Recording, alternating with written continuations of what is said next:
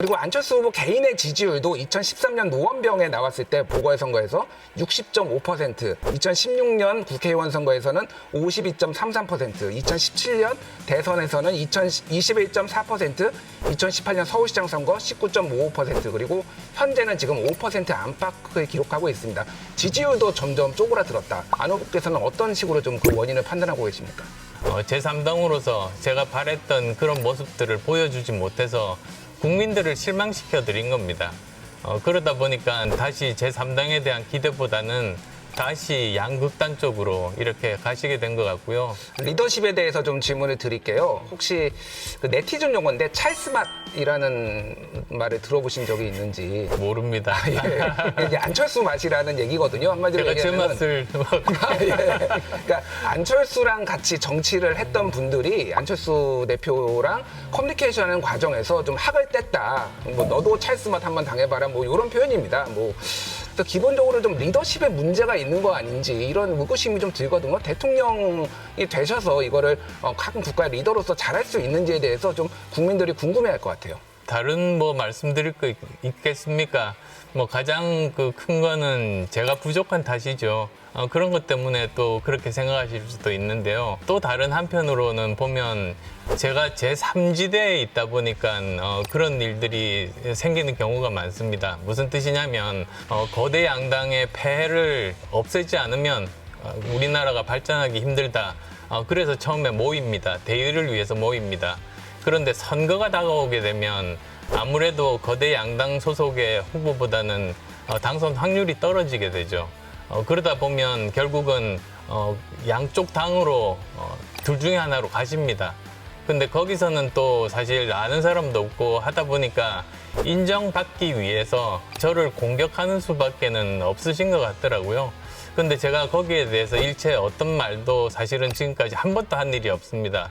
오히려 저는 그분들을 위해서 좀 더 좋은 정치적인 여건을 만들어 드렸으면 하는 그런 안타까운 마음 때문에 그분들의 그 말에 대해서 별다른 대꾸라고 해야 되나? 뭐 어떤 그런 표현도 하지 않았습니다. 대통령이 되시면 다 끌어안고 잘 가실 수는 있다고 생각을 하십니까? 그러면? 네, 그럼요. 언젠가는 또 한 길에서 그렇게 만나기를 정말 희망합니다. 정치력에 대해서 좀 질문을 드릴게요.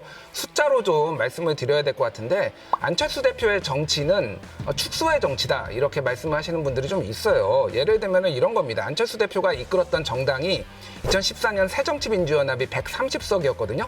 2016년 국민의당은 38석이 되고요. 2018년 바른미래당은 30석이 되고요. 지금 2020년 국민의당은 3석이 됐습니다. 지금 점점 쪼그라들었어요.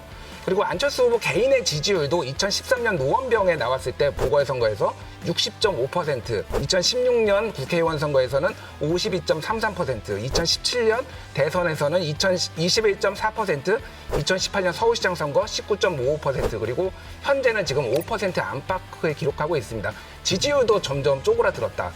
기본적으로 정치력에 좀 한계가 있는 거 아니냐 이런 지적들이 좀 나올 수밖에 없습니다. 왜 이렇게 점점 지지는 줄어들고 어떤 정당의 세력 이런 것들은 쪼그라들고 있는지 안 후보께서는 어떤 식으로 좀 그 원인을 판단하고 계십니까?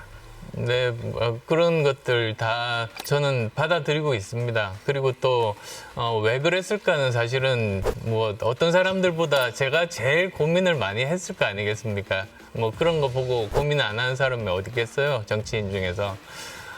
그런데 결국은 아마도 제가 거대 양당 중에 한 당에서 편하게 정치하려고 했으면 아마 거기서 지금보다는 상황은 더 나았을 테고 떠나는 사람도 그렇게 많지는 않았을 텐데요.